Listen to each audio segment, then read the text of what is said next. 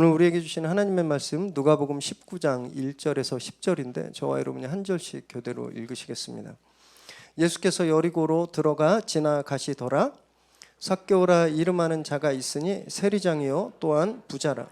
그가 예수께서 어떠한 사람인가 하여 보고자 하되 키가 작고 사람이 많아 할 수 없어 앞으로 달려가서 보기 위하여 돌무화과 나무에 올라가니 이는 예수께서 그리로 지나가시게 되밀어라. 예수께서 그곳에 이르사 쳐다보시고 이르시되 삭개오야 속히 내려오라. 내가 오늘 내 집에 유하여야 하겠다 하시니 급히 내려와 즐거워하며 영접하거늘 무사람이 보고 수군거려 이르되 저가 죄인의 집에 유하러 들어갔도다 하더라. 삭개오가 서서 주께 여짜오되 주여 보시옵소서 내 소유의 절반을 가난한 자들에게 주겠사오며 만일 누구의 것을 속여 빼앗은 일이 있으면 내 갑절이나 갚겠나이다. 예수께서 이르시되 오늘 구원이 이 집에 이르렀으니 이 사람도 아브라함의 자손임이로다. 인자가 온 것은 잃어버린 자를 찾아 구원하려 함이니라. 아멘. 오늘 우리에게 주시는 하나님의 말씀입니다. 결혼하고 60년 이상 오랜 세월 함께한 노부부가 있었습니다. 모든 것을 함께 나눴고 비밀도 없고 숨기는 것도 없었어요. 그런데 단 하나 예외가 있었습니다. 할머니가 간직하고 있었던 이 장롱 위에 놓고 있던 구두 상자가 있었어요. 할머니가 결혼할 때부터 할아버지한테 다른 건 다 괜찮은데 절대 이거 열어보지 마라. 이것만 약속해라. 그래서 할아버지가 이 약속을 지켰습니다. 그래서 평생 그 구두 박스를 열어본 적이 없어요. 그러다가 어느 날 할머니가 큰 병에 걸리게 되셨어요. 의사가 할머니 이제 더 이상 회복할 수 없다. 마지막을 준비해야 된다. 마음의 준비를 하라고 말했습니다. 그래서 할아버지가 할머니 물건들을 좀 정리하다가 구두 상자를 꺼내서 이제 할머니한테 가지고 왔습니다. 할머니가 이제 이 구두 상자가 뭔지 할아버지한테 말해야 되겠다. 시간이 왔다. 그래서 열어보라고 했어요. 그랬더니 그 안에 코바늘로 뜨개질로 만든 인형 2개하고 약 1억 원의 현금 뭉치가 있었습니다. 할아버지가 궁금하잖아요. 이게 뭐냐고. 그때 할머니가 이렇게 대답하시는 거예요. 시집 올 때 시어머니, 친정 엄마가 결혼 생활의 비결은 절대 싸우지 않는 거다 이렇게 말을 했다는 겁니다. 그래서 남편한테 화나는 일이 있으면 싸우지 말고 인형을 떠라 이렇게 말을 하셨대요. 이 말을 딱 들으니까 할아버지가 완전 감동인 거죠. 인형이 2개밖에 없었잖아요. 상자에. 내가 평생 수십 년을 같이 살았는데 내가 이 아내를 2번밖에 힘들게 하지 않았구나. 막 감동을 한 거예요. 내가 정말 잘 살았구나. 막 이렇게. 이 돈이 궁금해졌습니다. 이 많은 돈이 어디서 났는지. 그래서 할머니한테 인형은 이제 알겠는데 이 돈들은 뭐냐고 어디서 난 돈이냐고 물었어요. 그랬더니 할머니 대답하시는 말씀이 그동안 만든 인형 팔아서 낸 돈이라고. 1억 원어치 인형을 만들어서 팔았습니다. 거기 있던 인형 2개는 아직 안 판 거였어요. 이 유머가 우리에게 주고 있는 가르침이 있는데요. 사람은 누구나 자기 생각대로 산다는 거예요. 자기중심적으로. 자기가 보는 대로 해석하고 자기 생각대로 본다라는 겁니다. 할아버지는 할머니한테 되게 잘했다고 생각한 거예요. 자기가 2번밖에 화나게 하지 않았다고. 그런데 이 할아버지만이 아니라 그냥 모든 사람들이 다 그렇게 자기중심적으로 생각합니다. 자기는 다 괜찮고 자기는 훌륭하고 자기는 잘못이 없다고 생각해요. 먹고 사는 문제도 마찬가지입니다. 내가 열심히 해서 이만큼 이룩하고 내가 열심히 노력해서 이만큼 살았다라고 생각합니다. 다 자기 노력이라고 생각해요. 그래서 요즘 2030 세대가 불공평하다, 불공정하다라고 이슈를 많이 내고 있는데 바로 이겁니다. 자기들이 열심히 공부하고 열심히 밤잠 안 자고 시험 공부하고 취업 준비하고 그래서 이만큼 올랐는데 그러지 않고 뭐 아빠 찬스라든지 다른 찬스를 통해서 그 과정을 스킵해버린 사람들을 보면 불공정하다고 생각하는 거죠. 맞습니다. 노력한 사람이 잘 돼야 돼요. 이게 공정한 사회예요. 그런데요, 그래도 잊지 말아야 될 것이 하나가 있는데 세상은 그 노력하는 대로 다 되지 않는다라는 거예요. 아무리 노력해도 어쩔 수 없는 것들이 있습니다. 예를 들면 여러분, 우리가 대한민국에 태어났기 때문에 지금 이만큼 먹고 살고 있는 거거든요. 근데 우리가 오지에 태어나셨다고 생각해 보세요. 아무리 노력해도 이만큼 살 수 없는 겁니다. 우리 노력이 중요하고 우리 열심이 중요하지만 그거보다 더 중요한 건 우리에게 우리와는 상관없이 이미 주어진 것. 그게 굉장히 중요하다라는 거예요. 그걸 잊는 거죠. 그걸 잊어버리고 그냥 내가 한 노력이 가장 중요하고 그 공이라고 생각한다라는 겁니다. 자기중심적인 생각을 하는 거죠. 오늘 저희가 나눌 본문은요, 삭개오 이야기입니다. 너무너무 잘 아시는 본문이에요. 교회 안 다니시는 분들도 다 아시는 내용입니다. 오늘 이 본문에서 삭개오는요, 진짜 열심히 노력합니다. 최선을 다해요. 그런데 그가 나중에 결정적으로 복받게 된 계기는 자기 노력과 아무 상관없는 어떤 주어진 조건 때문이었어요. 우리가 이 말씀을 함께 나누실 때요, 하나님이 내 노력과 상관없이 이미 나에게 값없이 주신 그 귀한 것, 이것이 얼마나 소중한지 우리가 좀 깨닫고, 또 더 나아가서 우리도 다른 사람들에게 값없이 그런 조건들이 되어주는 그런 결단하는 시간이 되시기를 바랍니다. 오늘 본문 1절과 2절 함께 읽습니다. 시작. 예수께서 여리고로 들어가시더라. 삭개오라 이름하는 자가 있으니 세리장이요 또한 부자라. 여리고라는 도시에 삭개오라는 사람이 있었습니다. 그에 대해서 한 줄 딱 평가하고 있는데 그가 세리장이고 부자라는 거예요. 한 줄이지만 우리에게 주고 있는 정보가 굉장히 많습니다. 우선 그의 이름이 삭개오라고 되어 있거든요. 그 뜻은 청결한 사람, 의로운 사람이라는 뜻이에요. 삭개오가. 그런데 그의 삶은 전혀 그렇지 않았습니다. 그는 부정하고 더러운 사람으로 모든 사람들에게 저주받는 삶이었어요. 왜냐하면 그의 직업이 세리장이었기 때문입니다. 로마는요, 세금을 도시마다 뭉퉁그려서 총액으로 부과합니다. 도시마다 세금을 책정해요. 그럼 그 도시의 세리장이 부과된 세금을 가지고 사업체별로 개인별로 그 세액을 정합니다. 그리고 세리들이 가서 그 세액을 징수해 오는 거예요. 근데 이 과정에서 부정이 저질러지는 거죠. 로마 중앙정부에서 위례에 1억의 세금을 딱 매겼는데 위례 세리장이 5억을 뜯어내는 거예요. 그래서 1억은 로마 중앙정부에 보내고 4억은 자기들이 갖는 겁니다. 로마는요, 이걸 묵인했습니다. 어쨌든 자기들이 부과한 1억만 오면 되는 거예요. 그리고 이 세금 때문에 폭동만 안 일어나면 되는 거였습니다. 이런 일들을 그냥 묵인했습니다. 그래서 세리들은요, 공공의 적이었어요. 특히 유대인들은 자기를 점령한 로마를 위해서 세금을 그렇게 과하게 걷어가는 세리들을 가장 저급한 죄인으로 취급했습니다. 이 사람보다 더한 죄인은 없을 만큼. 그런 세리들의 우두머리 세무서장이 삭개오였습니다. 얼마나 사람들의 저주를 받았을지 상상이 가시겠죠? 그리고 그가 부자라고 지금 되어 있는데 이 본문 앞에 부자 청년이 나오거든요. 들어보셨죠?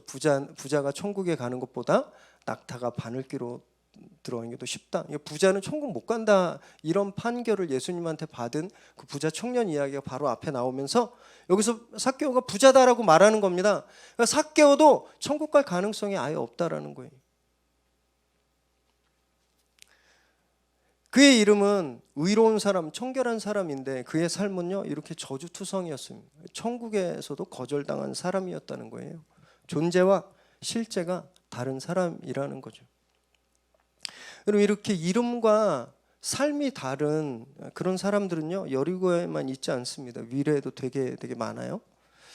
이 편한 세상에 살고 있는데 안 편한 삶을 살고 있는 분들 굉장히 많으시죠. 꽃들로 둘러싸였다라는 이름의 플로리체가 꽃들로 둘러싸였다는 뜻이거든요. 가시덤불 속에서 사는 사람 얼마나 많은지 모릅니다. 사랑으로 살고 있지만 미움과 다툼 속에서 늘 그런 불편한 삶을 살고 있는 사람들 되게 많죠. 본질과 실제가 다른 거예요. 이 괴리는요, 항상 정체성의 혼란을 가지고 옵니다. 내가 뭐 하는 사람이지, 내가 뭐 하고 살아야 되는지 그걸 혼란하게 만들어요. 그 과정에서 해결되지 않는 목마름을 만들어냅니다. 계속 뭐에 대해서 목말라요. 지금 내 존재와 내 실체가 지금 맞지 않으니까 그걸 채우려고 자꾸 자극적인 것을 찾는 거예요. 알코올, 약물, 쾌락 또는 막 각종 취미 생활 절대 채워질 수 없습니다. 이런 걸로 해결된 갈증이 아니에요. 삭개오도 아마 자기의 목마름을 채우려고 모든 거 다 해봤을 겁니다. 휴가 때 로마로도 여행 가보고 휴가 때 그리스에 크루즈도 타보고 다 했을 거예요. 부자였으니까 갖고 싶은 것은 다 가졌을 겁니다. 그래도 그 목마름이 채워지지 않았어요. 우리 주변에도 이 삭개오처럼요, 겉모습은 멀쩡한데 모자람이 없는데 해결되지 않는 이 영혼의 그런 목마름을 안고 사람들이 너무너무 많습니다. 여러분, 이 갈증 어떻게 해결할 수 있을까요? 예수님밖에 없습니다. 예수님을 만나야 이 갈증이 해결되거든요. 요한복음 4장 14절 우리 함께 읽습니다. 시작. 내가 주는 물을 마시는 자는 영원히 목마르지 아니하리니 내가 주는 물은 그 속에서 영생하도록 솟아나는 샘물이 되리라. 주님이 주시는 물은 목마르지 않는다라는 거예요. 한번 마시고 시간 지나면 다시 목마른 그런 물이 아니라 우리 안에서 계속 생수를 뿜어 올리는 생명수기 때문에 주님을 만나면 그 목마름이 사라지는 거죠. 그래서 삭개오가 이제 그 영원한 샘물을 만나러 가는 겁니다. 3절 읽습니다. 시작. 그가 예수께서 어떠한 사람인가 하여 보고자 하되 키가 작고 사람이 많아 할 수 없어. 해결되지 않은 목마름을 가지고 살고 있던 그에게 어떤 젊은 스타 선생에 대한 이야기가 소문이 들려왔습니다. 이분이 병자들을 불쌍히 여기고 남들은 뭐 곁에 가기도 싫은데 병자들을 터치하고 안아주고 그래서 병을 낫게 하고 귀신을 쫓고 스스로 나는 죄인의 깐부다, 뭐 이렇게, 깐부라면 아시죠? 친구다. 난 죄인의 친구다. 이렇게 말하신다라는 거예요. 궁금증이 생겼죠. 이분이 누구시냐? 만나고 싶다. 어쩌면 이분은 나를 만나주지 않으실까? 어쩌면 이분 나에게 이 채워지지 않는 목마름을 채워주시지 않을까 기대했던 거예요. 그런데 그분이 자기 동네에 오신 겁니다. 그래서 그가 집 밖으로, 광장으로 나아갔어요.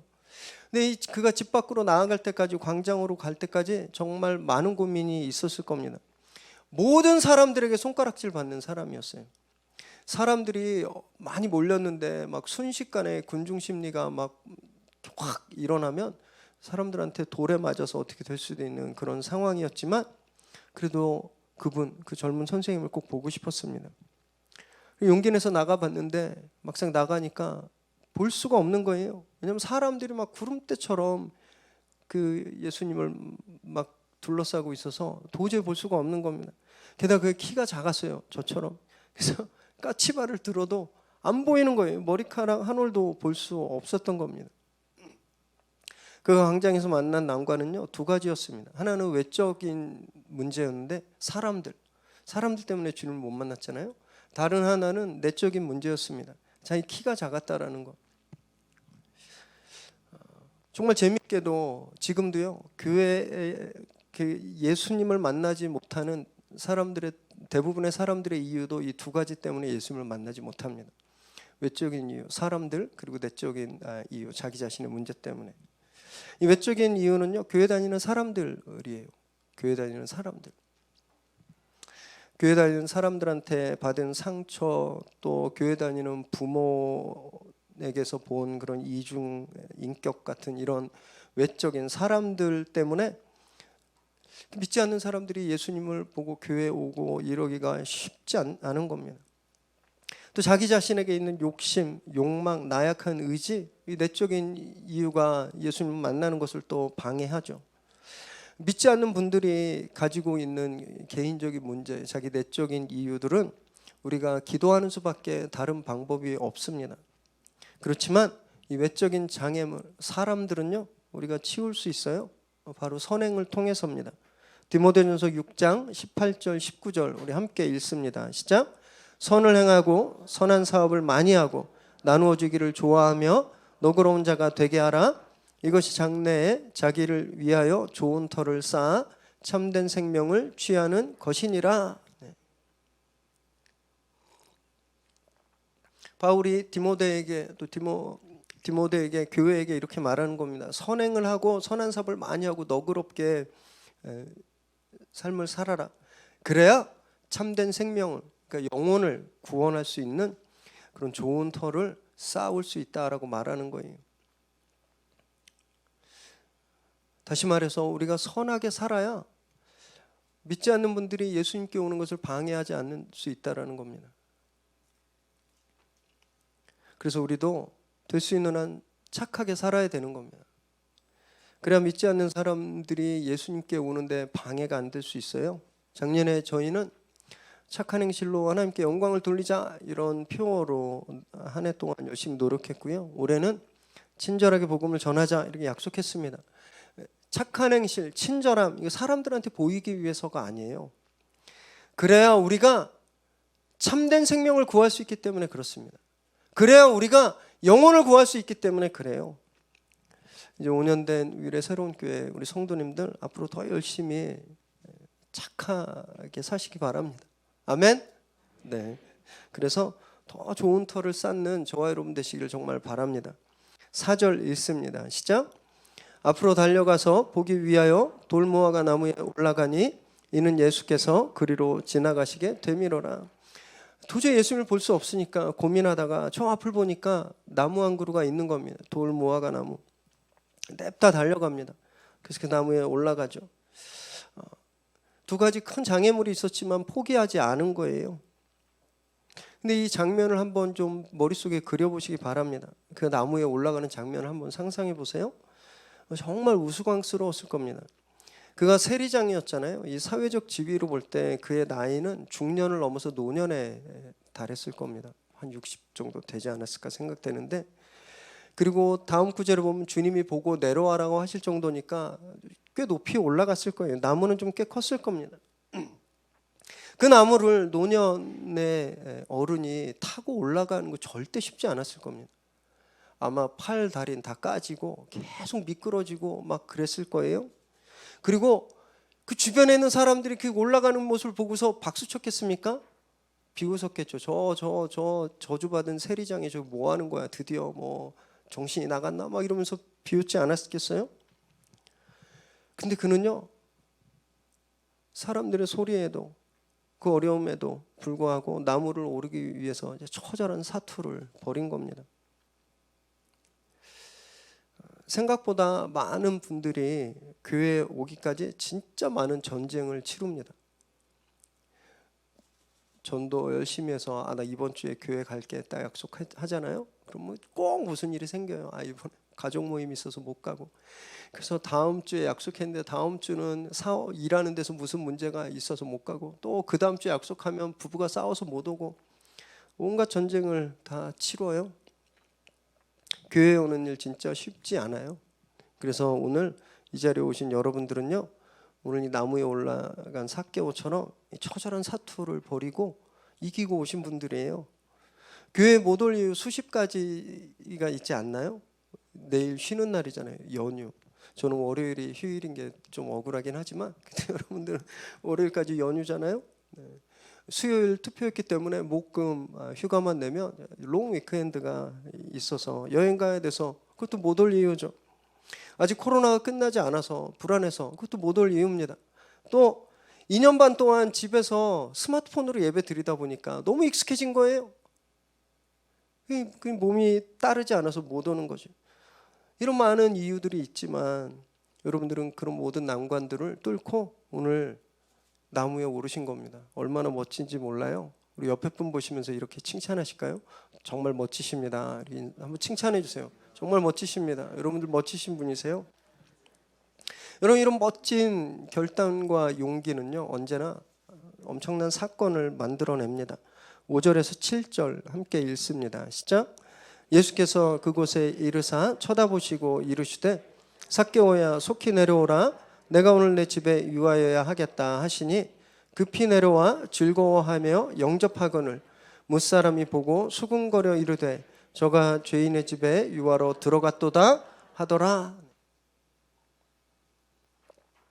삭개오의 그 용기는요, 그의 운명을 바꾸는 일대 사건을 만나게 합니다. 예수님이 그의 이름을 부르신 거예요. 삭개오야.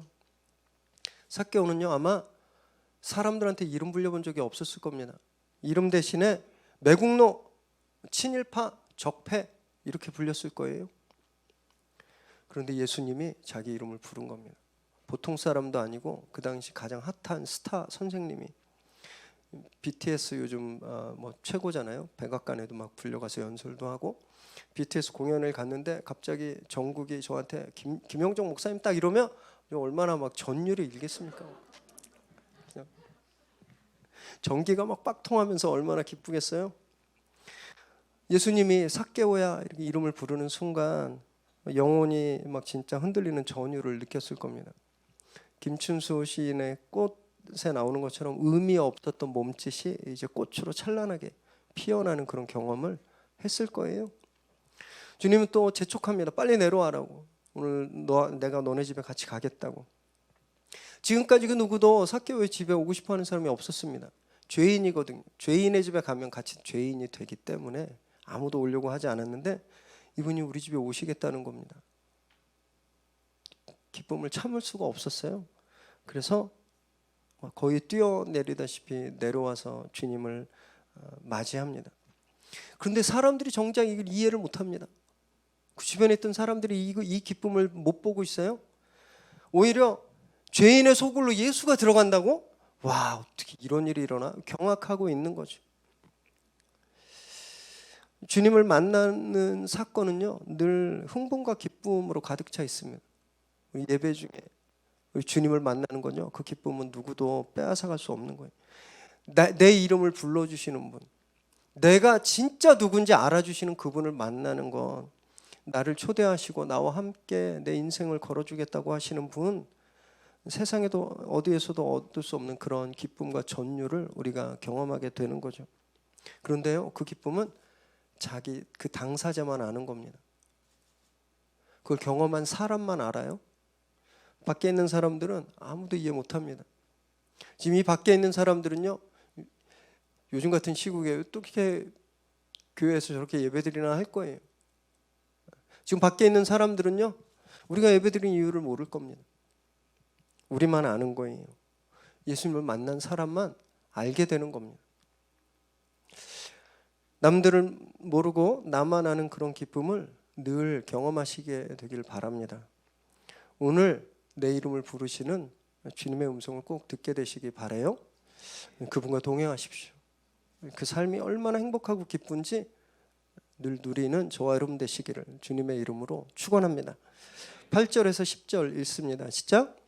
삭개오가 서서 주께 여짜오되 주여 보시옵소서, 내 소유의 절반을 가난한 자들에게 주겠사오며 만일 누구의 것을 속여 빼앗은 일이 있으면 내 갑절이나 갚겠나이다. 예수께서 이르시되 오늘 구원이 이 집에 이르렀으니 이 사람도 아브라함의 자손이미로다. 인자가 온 것은 잃어버린 자를 찾아 구원하려 함이니라. 이제 무대가 광장에서 삭개오의 집으로 바뀌었습니다. 아마 식사 중이었을 것 같아요. 삭개오가 막 이 영혼 깊은 곳에서 막 차오르는 어떤 감동을 도저히 참을 수 없었던 것 같습니다. 갑자기 일어나서 놀라운 선언을 하는 거예요. 먼저 예수님을 주님으로 부릅니다. 주님으로 고백해요. 이전에는 호기심의 대상이었어요. 누굴까 그분이? 왜 그러실까 그분이? 혹시 나를 만나주진 않으실까요? 호기심의 대상이었는데요, 이제 추앙의 대상이 된 겁니다. 요즘 유행했던 그 드라마의 추앙의 대상, 주인이 된 거예요. 그리고 나서 자기 재산의 절반을 나눠서 가난한 자들에게 주겠다라고 말합니다. 그리고 만일 다른 사람을 속여서 빼앗은 것이 있으면 4배나 갚겠다고 공개 선언합니다. 정말 감동적이죠. 이런 변화, 이런 결단 쉽지 않은데 가족들은 아마 혼비백산했을 거예요. 세리장이라고 말씀드렸잖아요. 그의 재산의 대부분은 부당하게 세금을 걷어서 만들어진 겁니다. 수하에 또 많은 세리들도 있었어요. 그들에게 상납받은 것까지 치면 그가 4배나 갚아야 할 양은 천문학적이었을 겁니다. 저는 확신하는데요, 삭개오는 이 이후에 빈털터리가 됐을 겁니다. 그 재산 하나도 없었을 거예요.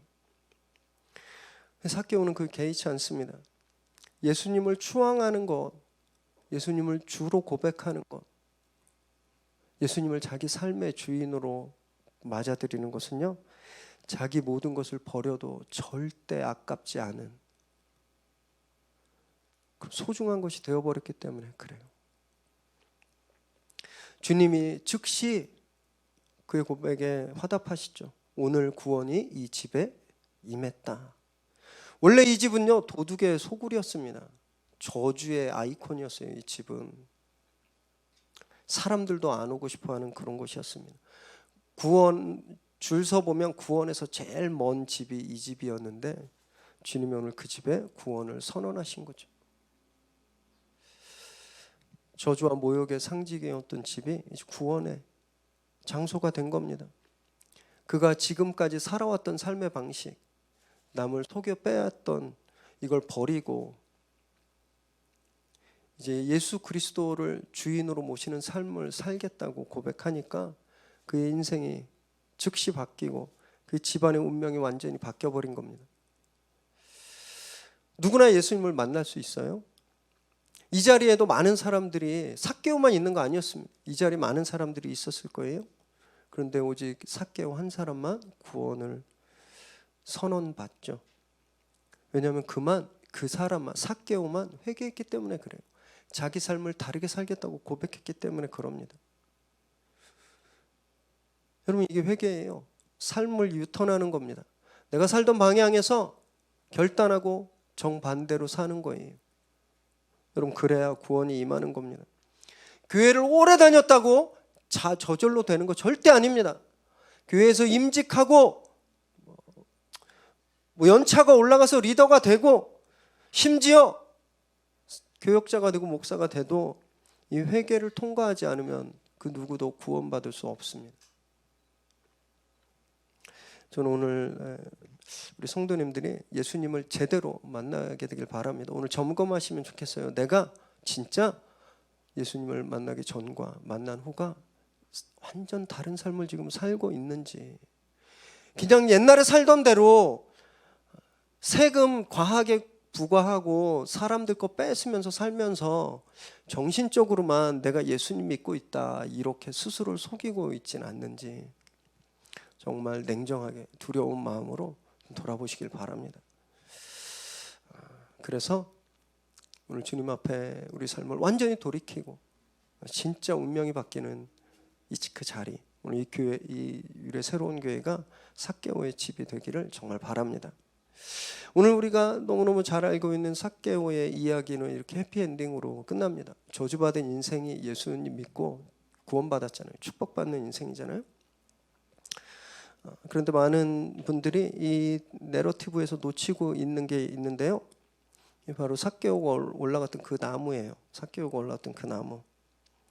그 나무가 없었으면 삭개오는요 오늘 주님 못 만났습니다.